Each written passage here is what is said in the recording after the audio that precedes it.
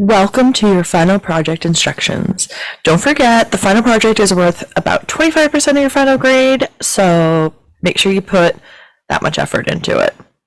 So, basic instructions. There are going to be 3 items to hand in, or 3 groups of items to hand in. You are allowed to work individually or in groups of 2 or 3 members. Your code and your proposal are 2 of the items to hand in, and those are going to be done in a group. Now, there is a final report / team analysis that is going to be required, but that is going to be done on an individual basis. So every single person in the class has to hand in their own final report and team analysis. They cannot be identical, so please make sure they are different. One thing to hand in, and a bulk of this is going to be your actual code, which is your GitHub code. You're going to have a README with instructions, and you're going to have a C file. I'm going to list, we're going to go through the actual handout with a little bit more information on the code. The report, which is done individually, is going to be uploaded into your e-learning environment, 1 to 2 pages, done individually, double-spaced. And really, all I want you to do is answer these 4 questions here at the bottom. Make sure your name is on it. But the first thing is to describe your thought process going from the problem statement / proposal into your final code. So my suggestion to you is to take notes as you work on this code so that you can answer this question. Second of all, what testing did you do to the code? We're not going to just run it once and hope it works every single time. My job is to break it. So please make sure you do enough robust testing that I cannot break it. Third question, how would you improve the code on your next iteration? If you were to take this project to the next level, what would you do? What would you include? It can also include things that we've not learned yet, so that's absolutely fine. So if one of your things is to add a GUI interface for user, absolutely fine. Finally, I want you to evaluate your team members and describe to me and explain to me why you gave them the score you did. You can use a 1 to 10, whereas a number 1 is my partner didn't do any work, they were horrible, I did everything myself, or 10 is I had an excellent partner. But I do want evidence in order to back that up. I'm going to go and pull up the 2 Word files that are up in our e-learning, and I will be right back. So the first file I pulled up is available in e-learning, and it is an explanation into your final project. There's a lot of information in the beginning about why we're doing this project and how. But towards the end here, I want to definitely hone in on this. So some of the projects that we're going to do, we're going to go through some ideas in a minute, but please put all of your code in GitHub. There is a link to a blank repository that you and your group can use to put your code, and that's where I would like you to put it.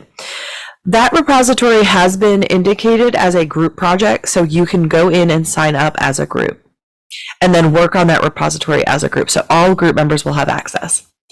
Some things I am requiring. I am going to require you add a README with instructions and your honor code signatures.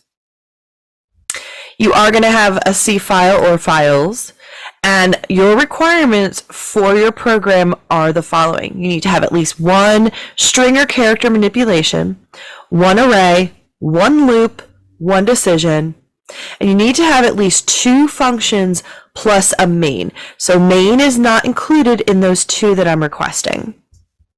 So you will have 3 altogether, 1 main and 2 user-defined functions that you come up with.